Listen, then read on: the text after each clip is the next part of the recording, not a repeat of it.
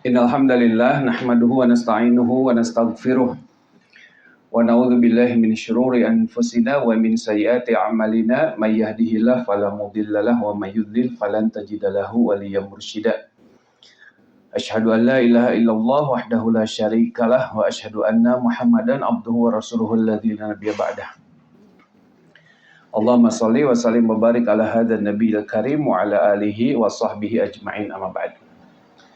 Fa inna asdaqal hadits kitabullah wa khairul huda hudan nabiy sallallahu alaihi wasallam wa syarrul umuri muhdatsatuha wa kullu muhdatsatin bid'ah wa kullu bid'atin dhalalah wa kullu dhalalatin finnar. Ibu-ibu rahimani rahimakumullah, bapak-bapak punten kalangkungnya. Aya bapak-bapak. Alhamdulillah segala puji milik Allah yang membersamakan kita di pagi menjelang siang hari ini. Salawat dan salam semoga senantiasa terlimpah curahkan kepada uswatun alam Nabiina Muhammad sallallahu alaihi wasallam. Semoga sampai kepada kerabat, para sahabat, para pengikutnya yang tunduk taat patuh pada risalah yang dibawanya. Semoga kita semua termasuk di dalamnya. Semoga Allah Azza wa Jalla senantiasa memberikan kekuatan, kemampuan kepada kita semua untuk bisa terus-menerus berusaha memantaskan diri menjadi hamba-hambanya yang salih, yang salihah, umat nabinya yang bermutaba'ah kepada sunnah-sunnahnya, dan Allah berikan keistiqomahan kepada kita semua untuk bisa tetap teguh berada di jalan tersebut sampai kematian menjemput, sehingga Allah pantaskan kita untuk memasuki jannah yang sudah disediakannya. Dan kita dikumpulkan kembali ya, bersamakan kembali sebagaimana Allah membersamakan kita. Karena kata Nabi sallallahu alaihi wasallam, ar-ruhu kal junudil mujannadah ya. Kal junudil mujannadah. Ruh itu seperti pasukan tentara yang nantinya akan bersatu dengan orang-orang yang satu frekuensi dengannya ya. Satu frekuensi ini bukan berarti usia ya. Moal beda-beda ya. Ini ente ya Bu ya. Tapi satu frekuensi itu ya yang keimanannya sama, tujuannya sama. Nah makanya ikhwatul iman, saya pada kesempatan pagi hari ini ingin menyampaikan satu ayat beserta tafsirnya tentu saja, yakni Quran surah An-Nahl ya, ayat ke-97 ya. Kalau kita ambil bahasa orang nama the good life ya, jadi kehidupan yang baik ya, kehidupan yang bagus ya.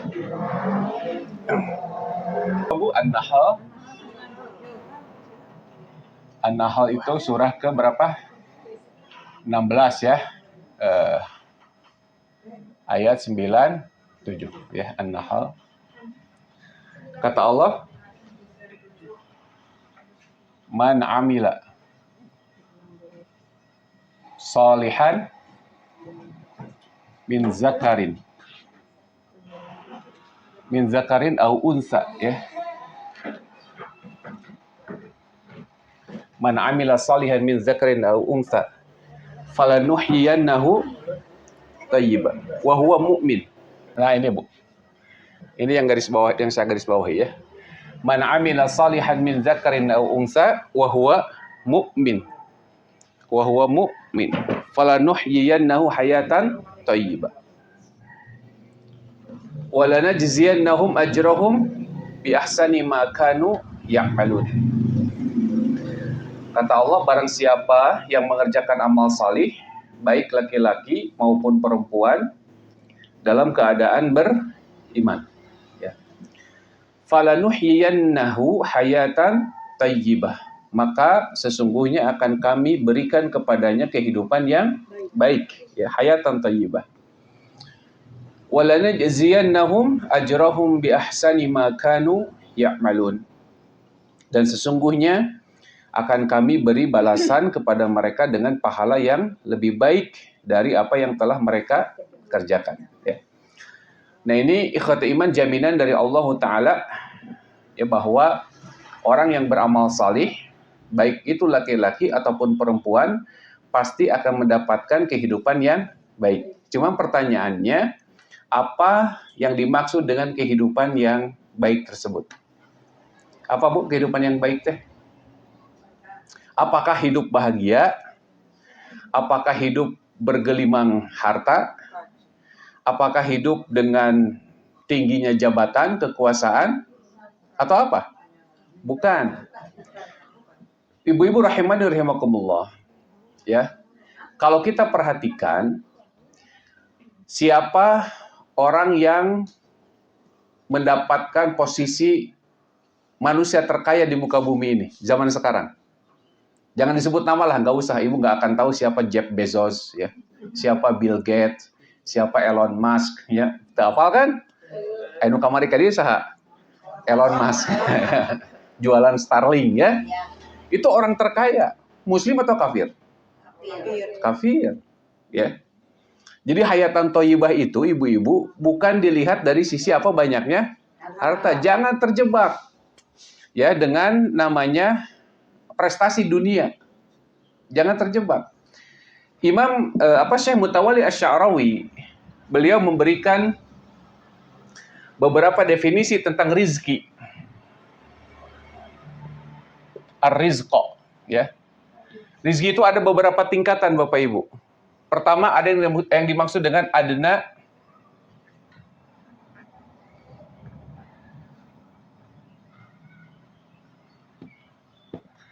darajatur rizqa. Rizki yang paling rendah kedudukannya. Ya. Rizki yang paling rendah kedudukannya. Kemudian ada yang a'la darajatur rizqa. Rizki yang lebih tinggi, gitu. Kemudian yang ketiga, nanti saya tulis dulu ya. Afdalur rizqa.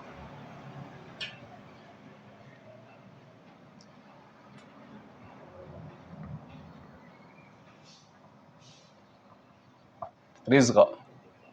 Dan yang keempat, tamam.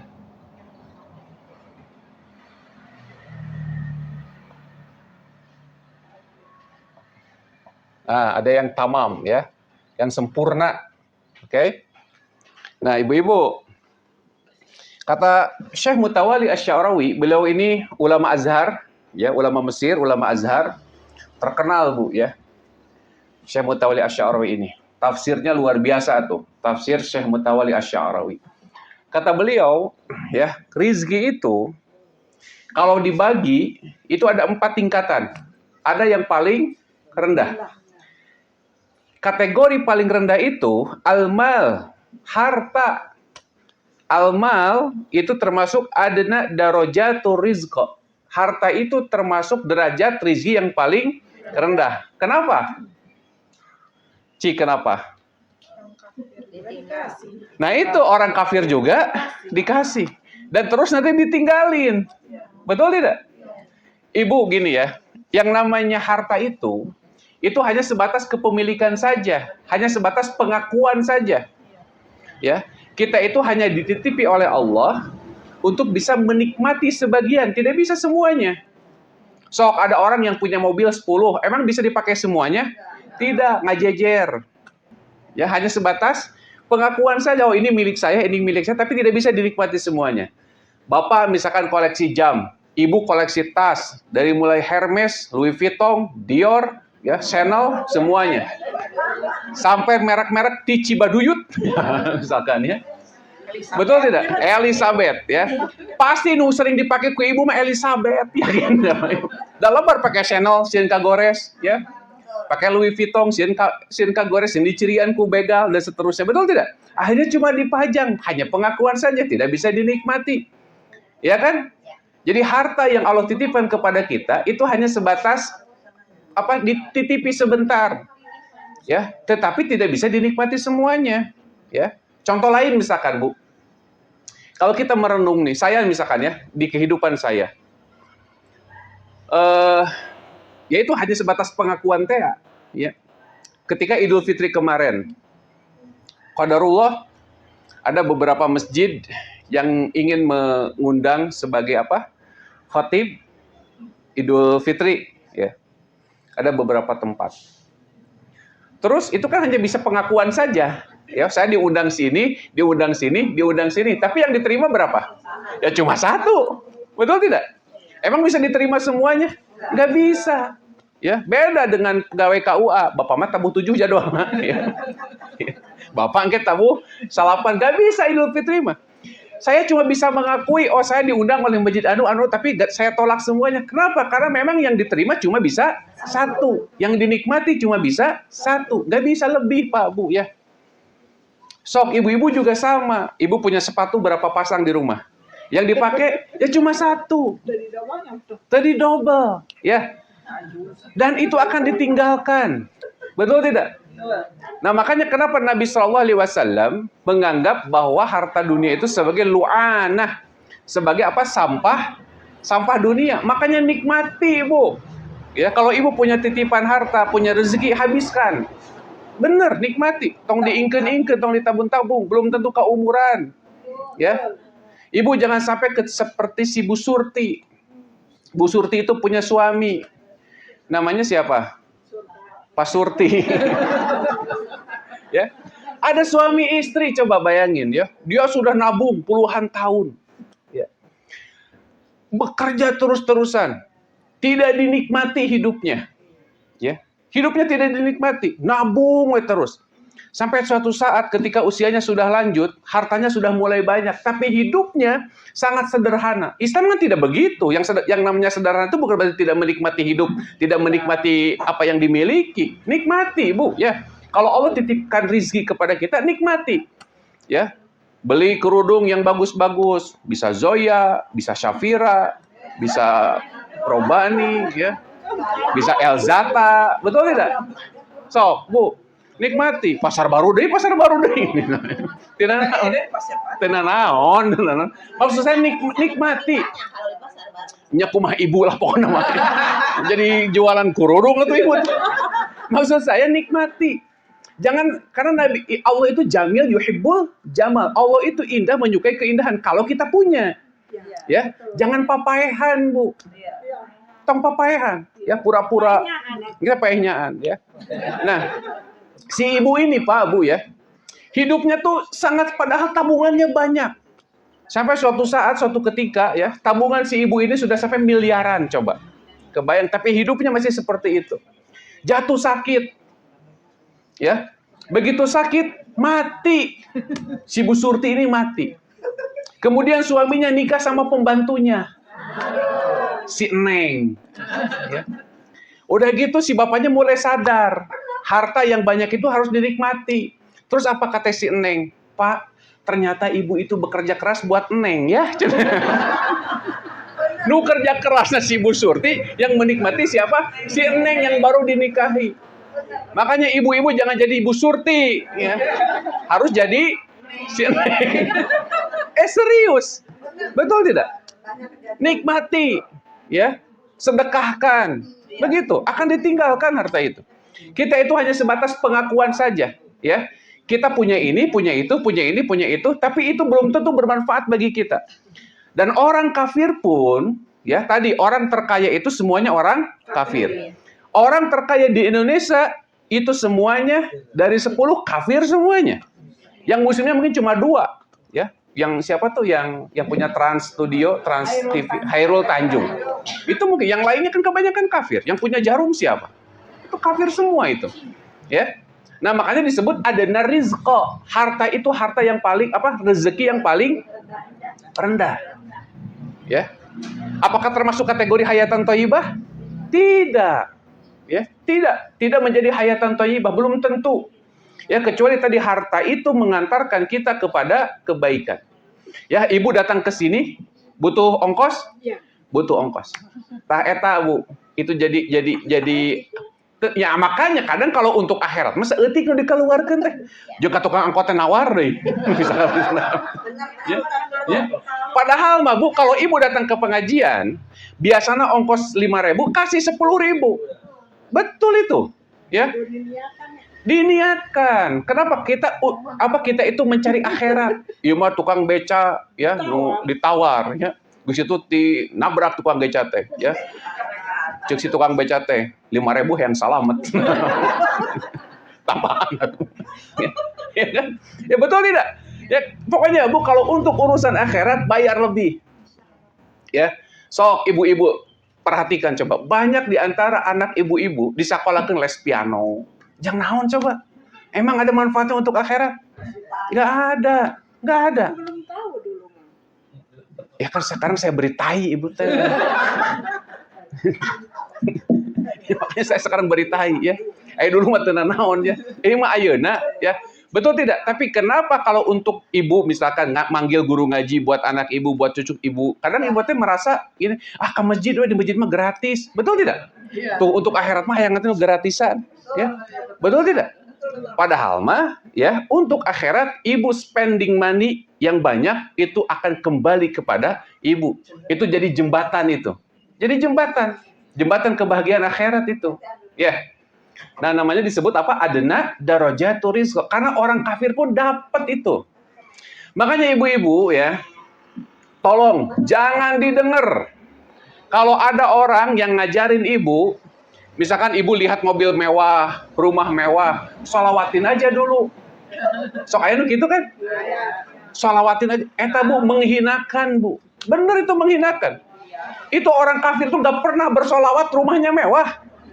Orang kafir itu nggak pernah bersolawat mobilnya mewah. Kenapa kita ingin mendapatkan mobil mewah, rumah mewah harus bersolawat? Ingat, balasan Allah itu yang dimaksud dengan hayatan thayyibah, nanti di surganya Allah Ta'ala. Itu jauh lebih berharga lagi. Tidak akan ditinggalkan. Kesenangan yang kekal, kebahagiaan yang kekal. Ya, kalau ibu bersolawat, sing ikhlas solawatna. Ya, kalau ngaji, sing ikhlas ngajinya. Ima pengen ngaji, biar lunas hutang. Naon? Ya, itu mah bonus. Ya, side effect itu mah nanti ada efek sampingnya itu mah ya. Kalau kita taat kepada Allah, Allah tidak akan menelantarkan kita, yakin itu. Walaupun menurut orang kelihatannya miskin, ya sengsara, tapi dia memiliki kebahagiaan. Ada orang-orang yang mungkin terbatas kelihatannya tapi merasa apa? Merasa cukup. Sok lihat Nabi SAW. Nabi itu Bu, dapurnya pernah 2 bulan berturut-turut tidak pernah menyala. 2 bulan berturut-turut dapurnya tidak pernah menyala, menunjukkan apa? Lain GoFood ya. Tidak pernah menyalanya, tapi itu nggak GoFood.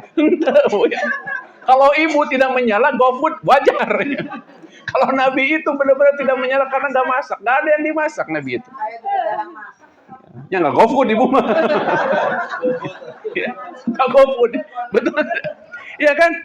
Nah, coba tapi bahagia, nggak pernah merasa kekurangan, gitu. Ya, dan tadi teh Bu sok ibu punya makanan di kulkas, ya punya makanan di kulkas, emang semuanya bisa dimakan? Diingken buat ini, buat nanti, akhirnya bulukan dipicen. Coba. Bersahabatin bilatung ibu tehnya, adik ipar dan bilatung teh. Ya. Nah itu Bu ya, hati-hati. Ya, jadi kebahagiaan dunia sekali lagi bukan menjadi tolok ukur. Ya, itu sebagai hayatan thayyibah. Bahkan harta itu menjadi adna darajatur rizq, rizki yang paling rendah. Ya. Karena tadi orang kafir pun sama. Jadi jangan tuker ibadah kita dengan apa? Dengan apa? Dengan materi. Jangan. Bukan berarti apa Islam melarang kita tidak boleh kaya. Silahkan kaya, tapi kayanya harus disertai dengan zuhud, gitu. Ya, orang zuhud itu bukan orang miskin, Pak, Bu ya. Orang zuhud itu orang yang merasa cukup. Temak sok coba gini. Kalau orang kaya, kalau orang tujuannya dunia, kata Nabi SAW dalam sebuah hadis disebutkan, kalau orang tujuannya dunia, maka Allah akan jadikan urusannya itu tercerai-berai. Kata Nabi begitu. Orang yang tujuannya dunia, maka Allah akan jadikan urusannya tercerai-berai. Kemudian Allah akan jadikan di depan matanya baina ainaihil faqrah. Di depan matanya itu apa? Kefakiran. Makanya kalau orang tujuannya dunia, meskipun dia sudah kaya, tetap merasa miskin. Anu korupsi Pak, nu beunghar nu miskin.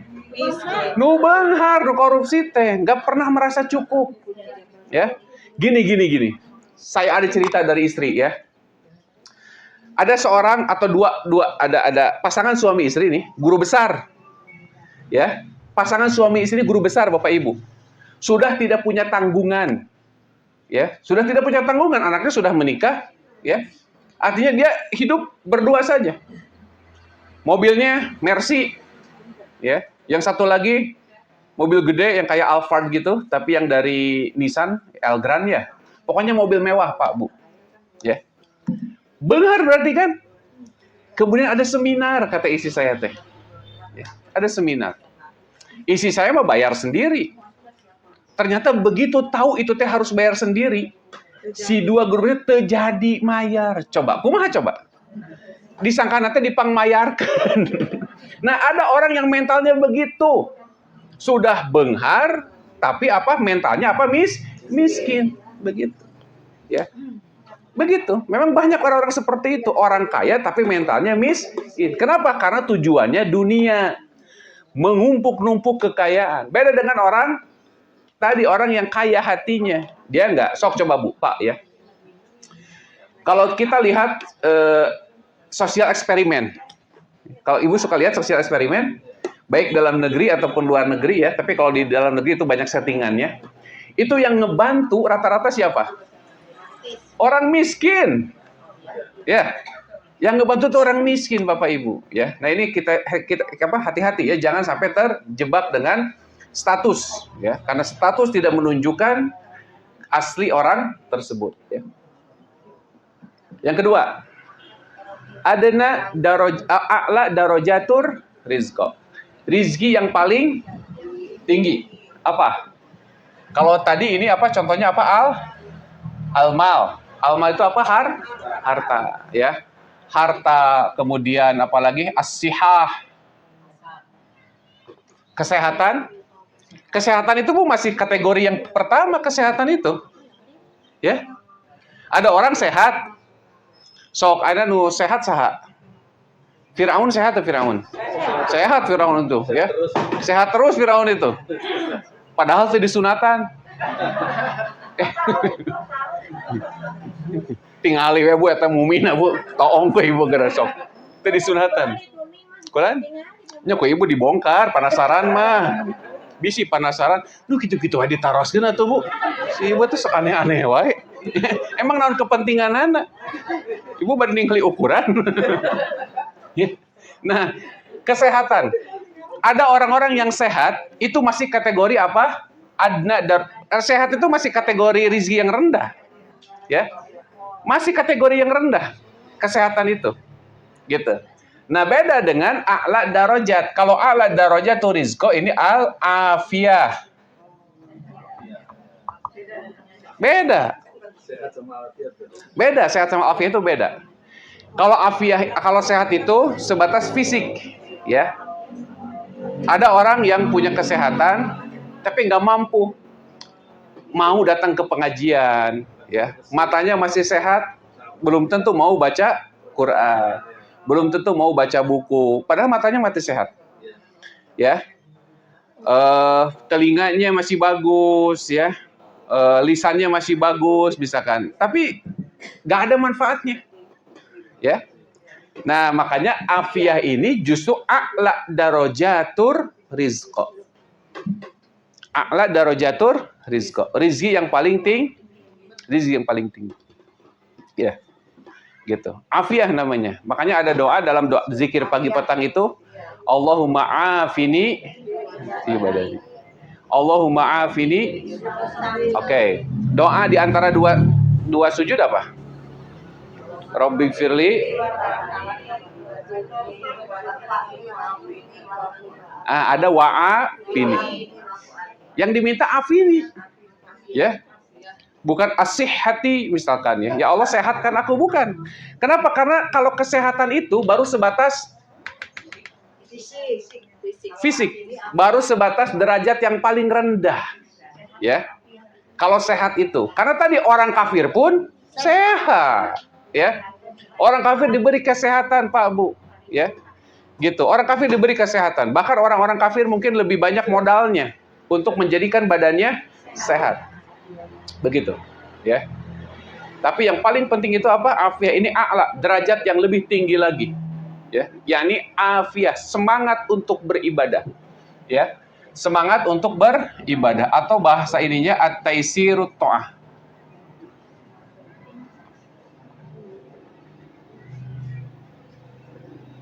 Taisirut ta'ah. Mudah dalam melakukan akan gampang. Itu rizki yang lebih tinggi. Jadi kalau ibu diberikan kenikmatan beribadah, ya, kenyamanan beribadah, tidak beban dalam beribadah, ya, gampang melakukan sholat rawatib misalkan, ya, gampang melakukan saum sunnah minimal 3 hari dalam sebulan, nggak usah banyak-banyak, Bu. Setiap malam ibu 1 rakaat aja tahajud. Itu dimudahkan oleh Allah. Ini al-afiyah. Itu derajat yang jauh lebih tinggi daripada harta benda yang mereka miliki. Iya. Betul tidak? Nah, dan afiyah itu, Bu, ya, ketika Allah titipkan rizki kepada kita, kemudian dengan rizki itu kita bersedekah, ya, gampang bersedekah, gampang berderma, itu namanya afiyah. Berarti naik 1 level tuh harta kita. Ya. Betul tidak? Ya, banyak orang yang diberikan harta, tapi koret, ngopet, cap jahe, merek gehese, buntut kasiron, kedekut. Betul tidak? Banyak orang yang begitu, hartanya banyak, tapi tadi mentalnya miskin. Hartanya banyak, tapi mentalnya pelit. Banyak yang begitu. Ya. Tapi ada orang yang pas-pasan, tapi generous luar biasa. Dermawan luar biasa. Kenapa? Karena memiliki afiah. Ya. Jadi yang diminta apa? Minta harta atau minta afiah? Dua nana, Bu, minta sama, ya, minta dua-duanya, ya. Dan ibu juga kalau punya afiah doang nggak punya harta, nggak bisa pergi haji, ya, nggak bisa pergi umroh, nggak bisa bersedekah. Minta dua-duanya, boleh minta. Cuman tadi jangan menukar ibadah kita dengan harta, jangan. Ibu baca sholawat hayong naon, pingin mobil. Ibu baca sholawat pingin apa? Pingin rumah. Nah, itu menghinakan, Bu. Jangan. Karena tadi orang kafir tanpa baca sholawat, tanpa baca Quran, mereka punya. Paham ya? Gitu. Jangan ditukar, Bu, ya. Tapi minta boleh, silakan. Minta ya minta, silakan. Berdoa sama Allah, ya. Gitu. Orang lain tidak ibadah, Allah beri kok. Apalagi kita beribadah, minta sama Allah, ya. Gitu. Jadi bukan mengajarkan miskin, bukan. Tapi caranya harus benar. Ibadah bukan untuk mendapatkan kesenangan dunia. Karena orang yang senang di dunianya justru mereka tidak beribadah. Betul tidak? Ya. Ibadah kita untuk mendapatkan kesenangan akhirat. Yang ketiga,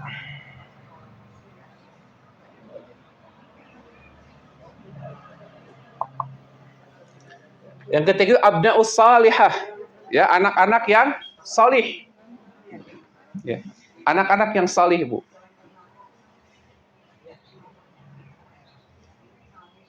Anak-anak yang salih. Kalau afiah itu terbatas pada usia kita, ya. Kalau usia kita sudah meninggal, usia kita sudah kalau kita sudah wafat, ya. Kalau kita sudah mati, selesai kan? Ibadah kita selesai. Nah, ketika kita punya anak yang solih, Bu, maka anak solih ini akan meneruskan ibadah kita. Dia sholat, kita dapat pahalanya. Ya, jariah. Kenapa? Karena kita sudah berinvestasi di anak yang solih. Gitu. Kan kata Nabi apa? Man sanna sunatan hasanatan falahu ajruhu misla, ya, barang siapa yang menunjukkan jalan kebaikan, apalagi yang ditunjukkan itu siapa? Anak, ya, maka pahala yang didapatkan oleh anak kita, maka kita pun akan mendapatkannya. Nah, ini disebut dengan afdol darajat. Kalau kita punya anak saleh, itu afdol darajat rizki yang lebih afdol. Kalau anak saja baru di level yang pertama. Kalau kita baru cuma anak saja, albanun, ya, ini kategorinya masih kategori adna rizqo, gitu, ya, masih kategori adnar rizqo. Kalau cuma anak saja, karena tidak semua anak itu bisa bisa menjadi saleh. Kalau anak saleh kita didik anak itu saleh, ya, jangan dididik anak itu benghar, Bu, nggak perlu, ya. Yang penting mas saleh. Banyak anak benghar tapi durhaka sama orang tuanya, ya. Banyak anak yang anaknya banyak tapi doraka KB, gitu kan? Banyak anak yang gak berbakti sama orang tuanya. Ada orang tua yang mengeluh, menangis karena tidak dikaruniai anak. Di satu sisi ada orang tua yang menangis karena banyaknya anak, tapi nggak ada satupun yang berbakti kepada yang salihah, ya. Nah, makanya dimaksud dengan afdhalur rizki adalah abnaus salihah. Yang terakhir, tamamur rizq. Rizki yang sempurna. Sempurna. Apa? Ridho. Ridho Allah. Keridhaan Allah. Nah, Bu yang sempurna mah eta, Bu, ya. Allah berikan kita harta, Allah ridho, ya. Allah berikan kita ilmu, Allah ridho, ya. Gitu. Itu yang dimaksud dengan tamamur rizq. Rizki yang sempurna itu apa? Keridhaan Allah. Jadi kalau Allah ridho mah, Bu, semuanya juga apa? Ya. Lancar jaya insya Allah, ya, kalau Allah ridho. Kenapa? Karena keridhaan Allah akan mengantarkan kita kepada kebahagiaan akhirat. Begitu, ya. Nah, ikhwati iman azzani Allah wa iyyakum ajmain. Di dalam tafsirnya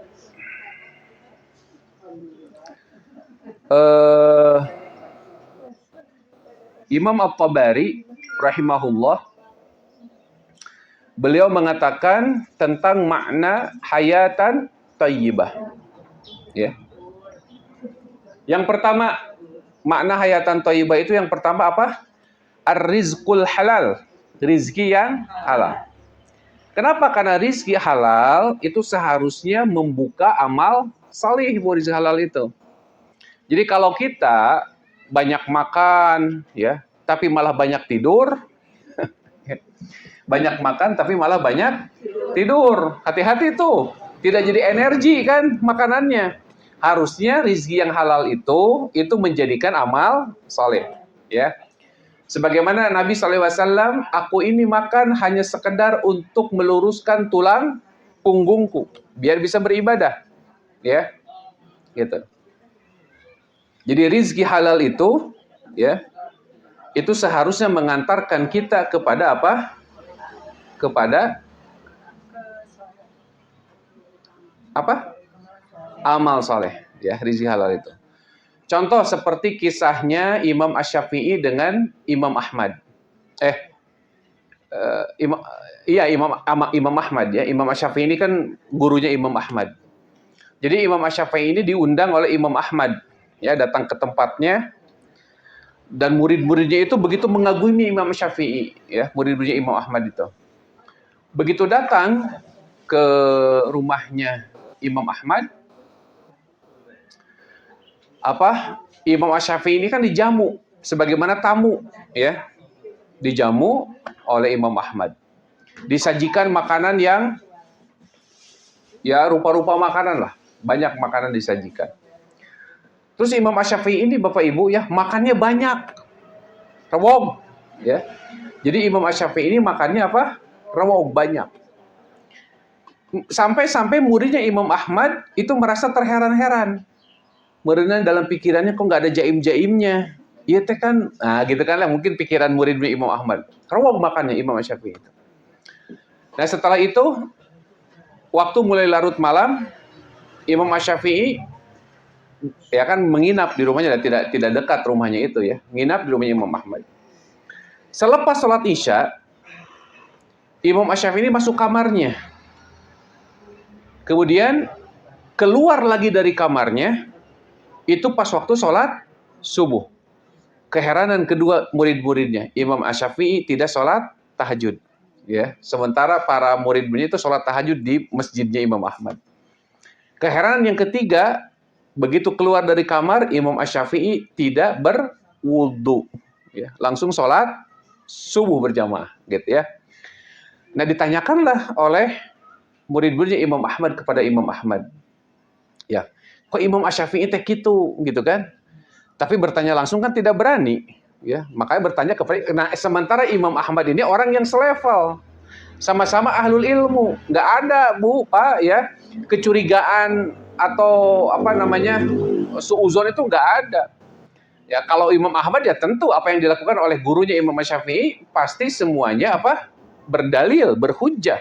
Tidak mungkin orang selevel Imam Asy-Syafi'i melakukan hal-hal yang dipandang negatif oleh muridnya. Ya, akhirnya dipertemukanlah, dikumpulkan. Ya, Imam Ahmad langsung bertanya, wahai Imam Asy-Syafi'i, ya, sesungguhnya murid-muridku merasa terheran-heran dengan perbuatanmu. Pertama, kenapa engkau makan begitu rewog, ya? Ibu-ibu mau makan rewog kan ditaroskeun, ya. Ibu kunaon ibu teh nembe teu damang. Ya. Ya, yang kedua, Ya, engkau tidak sholat tahajud. Sementara kami berkumpul di musola untuk sholat tahajud. Engkau tidak keluar sama sekali. Yang ketiga, yang membuat kami heran itu, membuat murid-murid kami heran itu, kalau Imam Ahmad sudah tahu jawabannya pasti ya. Maksudnya dia husnudzon tadi kan, nggak seperti murid-murid yang awam dengan apa namanya, dengan keadaan Imam Syafi'i. Yang ketiganya apa? Yang ketiganya tidak berwudu, engkau langsung sholat, padahal baru masuk kamar selepas Isya. Di kamar kan tidak ada tempat wudu sebagaimana zaman sekarang, begitu ya. Nah akhirnya kata Imam Syafi'i tertawa saja, Imam Ahmad senyum-senyum aja, karena pasti jawaban Imam Syafi'i akan membuat para muridnya terpukau kan, begitu. Yang pertama kata Imam Syafi'i apa? Sesungguhnya aku dihidangkan makanan yang halal, rizku halal oleh tangan orang yang solih. Siapa yang solih? Imam Ahmad. Jadi Bapak Ibu, kalau kita berkunjung ya ke orang solih, pasti orang solih itu ketika menyuguhkan itu ikhlas. Beda dengan orang yang tidak soleh, disuguhkan tapi beri dipelong. Mudah-mudahan tidak beakeun. Eta nu teu soleh. Mudah-mudahan disesakeun. Ya, kita ngambil dipelongkeun. Beni sasendok tembok. Ya, ditinggalikeun gitu. Berarti teu ikhlas, enggak soleh berarti. Kalau orang soleh itu Bapak Ibu kalau menjamu benar-benar menjamu serius. Takrimud duyuf, ya, menghormati tamu, memuliakan tamu itu kan sunnah sebagaimana Nabi Ibrahim alaihi salam. Ya. Nah, Imam Ahmad ketika menjamu Imam Syafi'i benar-benar makanannya ingin dimakan oleh orang salih. Orang salih benar-benar tahu bagaimana keutamaan rizki halal yang didapatkan oleh orang salih yang lainnya. Gitu. Makanya aku makan banyak, bukan rewong. Beda jeung ibu-ibu. Ya, ibu-ibu diajak ke Garut, balong batur perlu dibedahkeun, ya. Geus makan wareg hayang dibekelan. Ya, eta ibu-ibu ya. Tapi Imam Syafi'i bukan itu tujuannya. Karena tahu bahwa yang menyuguhkan itu adalah orang saleh. Di dalam makanan yang halal yang disediakan orang saleh pasti penuh dengan keberkahan. Satu, wah ini kan membuat kagum nih murid. Oh gitu ya. Jadi alasan tah lamun kita disuguhi sama orang ya, cingrong ya. Yang kedua kata Imam Syafi'i, aku tidak bangun malam. Kenapa? Karena tadi hasil dari makanan yang saleh itu membuatku berenergi. Aku tidak tidur, kata Imam Syafi'i. Beda jeung urang, ya, dahar sangu langsung ngeluk, lah, gitu kan? Imam Syafi'i begitu makan langsung jag-jag. Sampai aku mengeluarkan 1000 istinbatul ahkam, kesimpulan-kesimpulan hukum. Coba. Dari satu hadis, ini pintarnya Imam Syafi'i. Dari satu hadis di malam itu keluar 1000 kesimpulan-kesimpulan hukum. Ya, Imam Syafi'i itu. Wah, makin kagum tak murid-muridnya. Wah, gitu kan. Nah, yang ketiga gimana yang ketiga? Aku berwudu dengan wudunya sholat Isya. Karena tertidur, terbatal, ya, terdoson. Doson apa? Iya. Betul tidak? Gitu, makanya banyak Bu, cerita-cerita zaman dulu itu banyak di antara para salafus saleh, mereka itu wudu Mereka itu sholat subuh dengan wudunya Isya. Itu populer zaman dulu itu. Mereka itu jarang tidurnya, ya. Itu dulu. Mereka itu sedikit tidurnya. Kalau kita sedikit-sedikit tidur, ya. Ya. Kalau mereka itu sedikit tidurnya. Kalau kita sedikit-sedikit tidur, ya. Nah itu, yang pertama apa? Rizki halal. Jadi hayatan thayyibah di dalam Quran surah An-Nahl itu, falanuhyiyannahu hayatan thayyibah, Allah akan berikan kepadanya rizki yang halal, ya.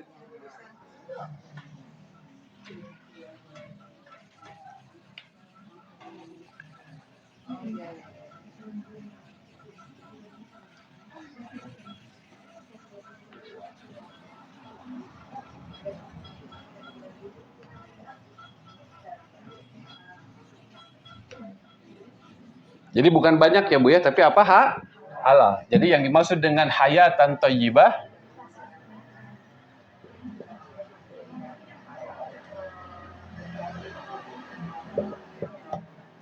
thayyibah apa tadi? Satu apa?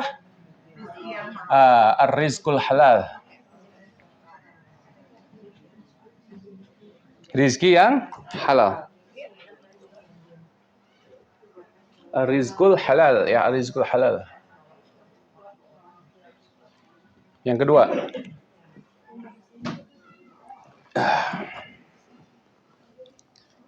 yang dimaksud dengan hayatan thayyibah adalah kata Imam At-Tabari, wal qana'atu fid dunya.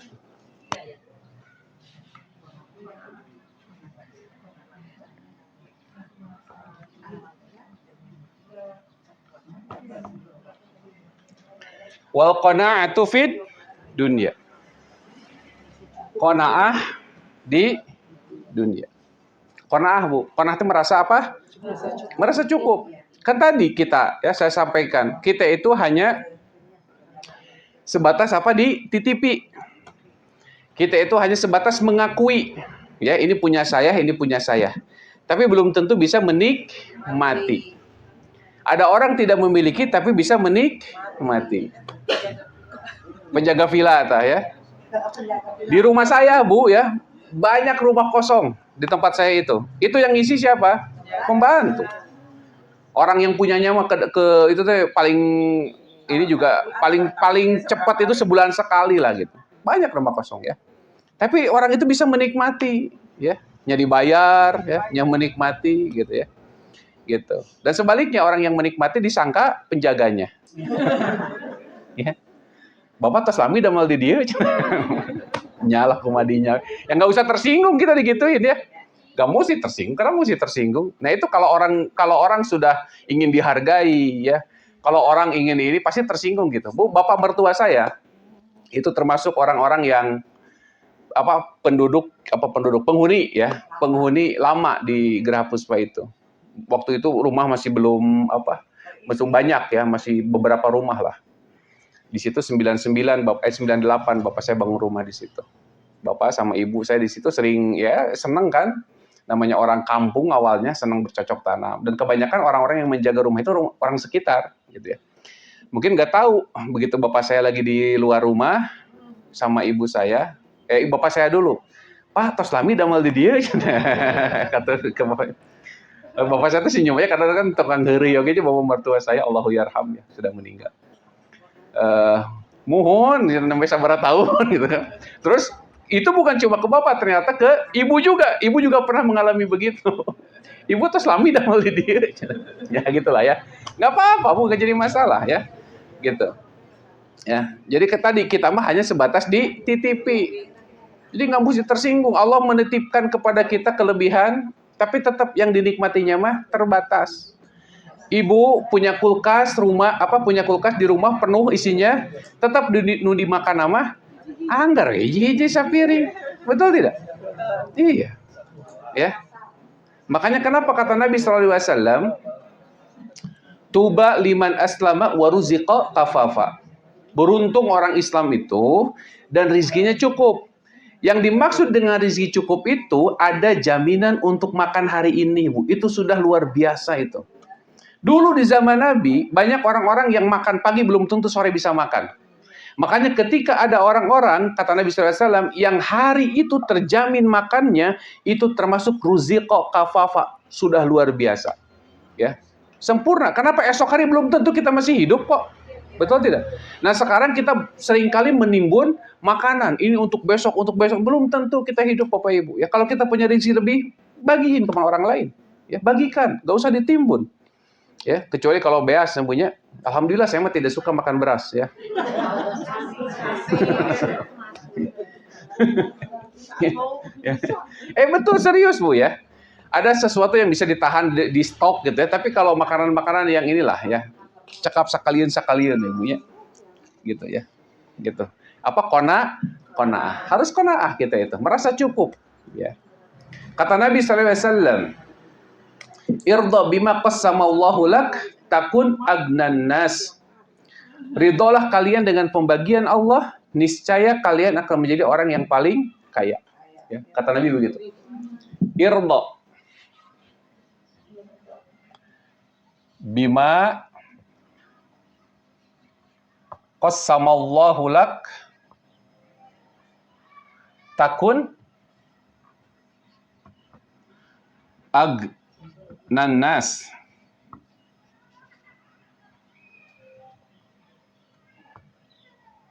Bima Qasamallahu laka takun agnan nas. Jadilah kalian orang yang ridho dengan pembagian Allah. Harus ridho, Bu, ya, dengan pembagian Allah itu. Gak usah kita melihat milik orang lain, gak usah, ya. Orang lain dapat segini, kita kok cuma segini, gak perlu, Bu, ya. Orang itu gak akan bahagia ketika memikirkan jatah orang lain. Contoh, Bu, ya.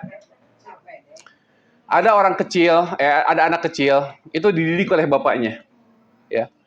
Ini anak kecil baru usia 3 atau 4 tahun. Dikasih permen. Ya, dikasih permen. Kata si bapaknya, "Are you happy?" katanya. Ini orang bule yang ini ya. "Oh iya, saya happy, bahagia." "Oke, kamu dapat 1 ya." Bahagia dia. Ya. Udah gitu si bapaknya ngeluarin 2 permen. "This is for your sisters." 2 ini untuk kakak. Langsung berubah mukanya. Tidak bahagia. Ya. Si anak ini yang tadinya bahagia menjadi tidak bahagia. Kenapa? Karena buat kakaknya 2. Kata adiknya, ini tidak fair ini. Betul tidak? Nah, seringkali kita berpikiran seperti itu sama Allah. Allah itu membagi rizki sesuai dengan kebutuhan kita. Ini adiknya masih kecil. Mungkin kalorinya cukuplah 1, gitu kan? Sementara kakaknya udah besar. Kata bapaknya, ini pendidikan ini. Kata bapaknya, kamu tadi bahagia. Tapi kenapa ketika kamu memikirkan milik orang lain, kamu jadi tidak bahagia? Betul tidak? Itu anaknya ngerti, Bapak Ibu dijelasin begitu ya. Kenapa kita tidak berbahagia dengan milik kita sendiri? Kenapa kita masih memikirkan milik orang lain? Kan batur mah. Ya. Betul tidak? Kadang ketidakbahagiaan kita itu karena kita terlalu sibuk memikirkan milik orang lain. Ya. Tetangga mobil baru, orang nu gering, ya. Tetangga istri baru. Ya. Nah, ibu. Ya. Tetangga istrinya baru. Ibu teh sugan ka ai pas mobil baru, bapak itu tetangga mobilnya baru. Pas begitu istrinya baru, bapak itu istrinya baru. Naon mah yang ditajong. Betul tidak? Kita itu kadang kebahagiaan kita itu terampas karena apa? Karena kita tidak suka melihat orang lain. Makanya ngapain mikirin orang lain? Kan kata Nabi, irdo bima qasamallahu lak. Ridolah kita dengan apa? Dengan pembagian. Qasama itu pembagian Allah untukmu. Karena Allah itu yabsutu rizqa wa yaqdir, ya. Innallaha, sesungguhnya Allah itu, ya. Yabsutur rizqa wa yaqdir. Allah itu membentangkan dan juga menyempitkan. Ya, kita mah hanya hanya berusaha saja. Contoh, Bu, ya, ini mah saya suka mengalami sesuatu yang memang jadi pelajaran buat kita. Maksudnya buat diri saya secara pribadi, ya. Beberapa minggu yang lalu saya diundang ke SBM ITB, ya, buat ngisi acara halal bihalal. Begitu datang, ya memang agak jauh parkir tehnya. Saya mah kemana-mana senang bawa motor, ya. Jadi motor itu hanya saya parkir di luar, karena kalau parkir di dalam harus lewat Taman Sari. Sementara SBM kan di atas. Saya parkir di luar depan Circle K atau apalah gitu. Akhirnya saya jalan di situ. Oke, masuk. Begitu saya datang, acara dimulai. Ya, acara dimulai, nggak banyak cincong. Akhirnya saya ceramah, ya. Ceramahnya nggak lama. Kenapa? Karena hanya dibatas waktu. Aduh, meni resep pisan, di lima meni lila. Ya. Cuma sebentar, Bu. Bener. Saya cuma dikasih waktu 30 menit, 30 atau 40 menit lah. Pokoknya nggak nyampe sejam. Ya. Gampang pisan. Udah gitu setelah pulang, punten, ini bukan masalah ini ya, Bu, ya, Pak Bu, ya. Gini. Saya sebelum datang, ya, tiba-tiba ada notifikasi, ya. Suka ada SMS kan ya, Bu, ya? SMS. Siapa yang transfer, kata saya teh. Itu ceramah acan datang belum, Bu, ya. Iya. Betul. Tiba-tiba kok saya di SBM itu nggak ada yang kenal, ya. Ada sih teman saya, cuma dia tuh nggak hadir, ya. Si Profesor Wawan Dewanto, satu, Profesor Reza yang kemarin meninggal, Ashari, itu kawan saya itu dua-duanya, ya. Tapi mereka pada nggak ada, ya, karena lagi ini. Itu luar biasa Bapak Ibu ya. Kadang gitu, kita mah hanya wajib berikhtiar saja. Cuma sebentar, tapi luar biasa itu. Udah gitu setelah itu, saya ada jadwal khutbah Jumat di mana coba? Di Cimahi di Kolonel Masturi. Jauh dari SBM teh. Ya. Saya dari SBM pokoknya harus selesai jam 11. Jam 11 saya selesai dari SBM, saya buru-buru pulang ke rumah. Kenapa buru-buru pulang dulu nggak langsung ke sana? Bawaannya banyak, Bu ya. Segala dibekalan. Maunya mau Jumatan bawa segala macam, ya. Dibanding ganti baju dulu kan. Kebayang nggak, Bu ya? Saya di rumah itu ada orang tetangga saya mau Jumatan ke masjid di komplek rumah udah pergi. Saya baru pulang. Otomatis telat kan? Wah, udah nyampe, wah udah kekebutan pokoknya namanya. Kekebutan. Jauh. Gitu kan? Jauh, ya. Kolonel Masturi sana. Coba ini bukan di jalan Kolonel Masturinya, masuk lagi ke dalam daerah Ciuyah, Bu. Itu saya udah nyasar, jalannya udah nyasar, buntu. Begitu buntu digogok anjing. Wah, itu mah benar perjuangan itu. Perjuangan. Nah, buntu padahal di Google teh ke situ. Ya. Tah eta, Bu ya. Di Google tehnya ke situ. Tapi kita kan yang namanya komitmen begitu. Kita mah harus hanya apa? Tugas kita hanya berikhtiar. Di Google saya masuk ke situ ternyata jalannya salah. Azan udah di mana-mana. Kata saya udah mau nelponnya, udah mau nyerah gitu. Ya, padahal udah siap, udah ada. Saya udah bilang dari awal, saya ada acara dulu di SBM kata saya ya. Jadi kalau ini tolong siapin badal dari awal sudah saya siapkan. Maksudnya semuanya sudah di-arrange lah gitu, biar tidak mengecewakan kan. Ternyata Bu jamaah itu nunggu. Ya, jamaah itu nunggu. Itu saya telat mungkin sampai 15 menit tuh dari adzan zuhur itu. Ditunggu ya. Perjuangannya apa? Susah. Tapi kalau kita lihat dalam tanda petik hasil dari ikhtiar kita itu jauh dengan yang tadi yang ikhtiarnya mudah. Di SBM itu ikhtiarnya mudah. Tapi kalau lihat hasilnya besar. Yang di sini ikhtiarnya susah. Nya digonggong anjing nyumaningnya orang teh. Nya telat segala macam. Wah luar ibu benci ya aduh luar biasa itu ya. Tapi Bu ya, ternyata kita mah tugas kita hanya berikhtiar. Gak boleh kita menyandarkan hasil sama itu gak boleh. Bu, kalau dibayangkan itu lebih dari 10 kali lipat itu Bu. Ya, hasil yang didapatkan dengan cara yang mudah sama hasil yang didapatkan dengan cara yang susah. Itu 10 kali lipat perbandingannya coba. Kebayang nggak? Ya. Nah, makanya tugas kita mah hanya berikhtiar. Ya, setelah ikhtiar irdo bima qasamallah, ridho saja. Itu pelajaran yang luar biasa, ya. Makanya saya mah Bu, kalau ada orang yang minta manggil komitmen udah, ya. Mau di mana asalkan bisa terserah, ya. Jauh-jauh ngan sakieu nggak boleh begitu, ya. Karena nanti Allah akan memberikan ganti dari apa namanya?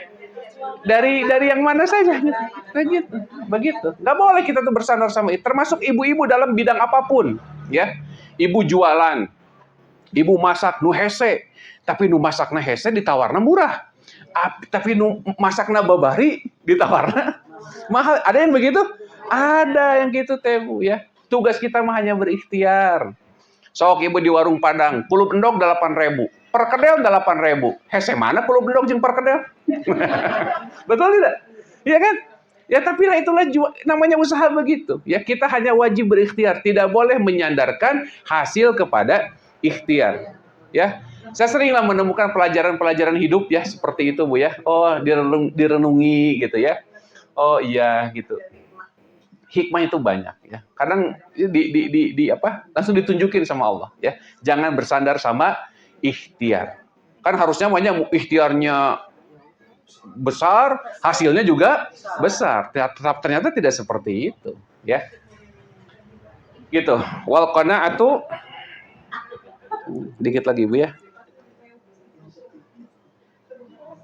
Harus ridho ya, harus ridho. Yang ketiga, yang namanya hayatan thayyibah.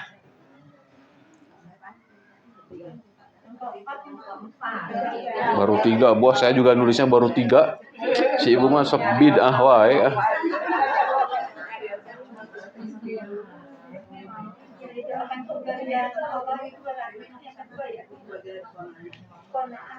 Ya, yang kedua.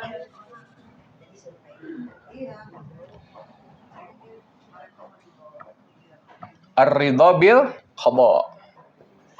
Harus ridho dengan ketetapan Allah, ya. Jadi kalau orang ridho, ya tadi sebagaimana rizki yang tingkatan keempat tadi ya. Rizki tingkatan keempat itu keridhoan Allah, ya. Nah, kita pun sama, Bu, harus ridho dengan ketetapan Allah. Ya. Kalau orang ridho dengan ketetapan Allah, niscaya hidupnya apa? Tenang. Ya, iya Bu, mual galau, ya. Betul, mual galau. Sok ibu datang ke sini pakai motor, tiba-tiba ban kempes. Itu ketetapan Allah bukan? Ketetapan Allah. Kalau ibu yakin itu ketetapan Allah, 50.000 tahun sebelum langit dan bumi diciptakan, ibu nggak akan kecewa. Mual murang maring. Mual murang maring. Betul tidak? Kenapa? Karena ridho dengan ketetapan Allah. Gitu. Ya. Tapi kalau kita tidak ridho, pasti marah-marah, ya.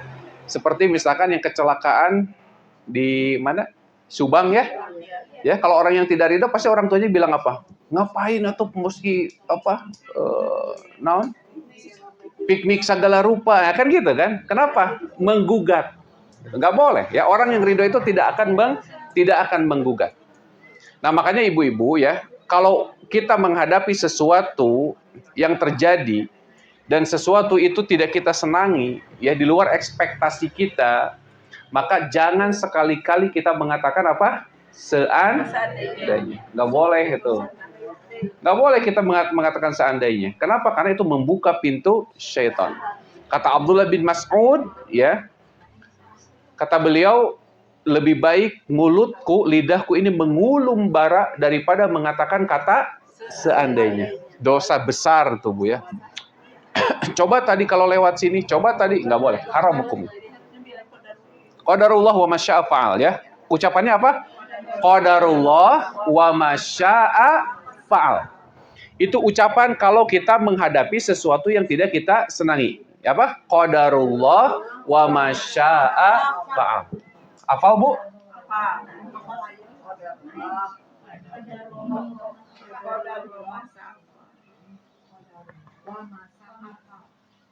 Wa masya'a fa'al.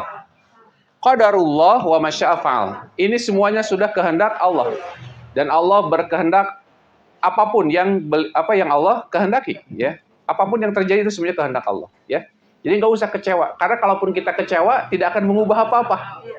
Ya.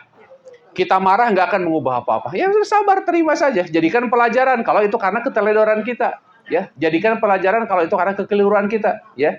Jadikan pelajaran kalau itu karena salahnya bis, karena salahnya bengkel misalkan, ya. Itu tanggung jawab pemerintah nanti untuk memperbaikinya, kan begitu. Ya, adapun yang sudah terjadi sama kita, ya udah, nggak usah dipermasalahkan lagi. Kenapa? Nah, menyalahkan gurunya nggak boleh itu, ya, nggak boleh. Itu memang sudah ditakdirkan oleh Allah, ya. Kalau Allah berkehendak mengambil nyawa seseorang di satu tempat, maka Allah akan jadikan orang itu pergi ke tempat tersebut. Ya.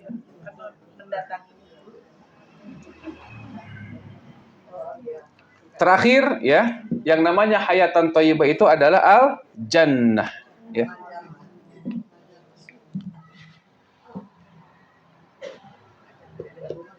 Al-jannah.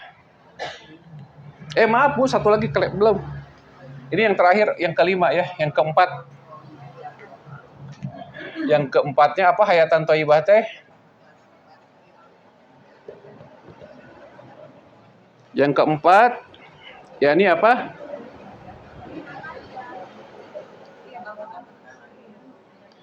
Al-insyirahu bit-tha'ah, ya.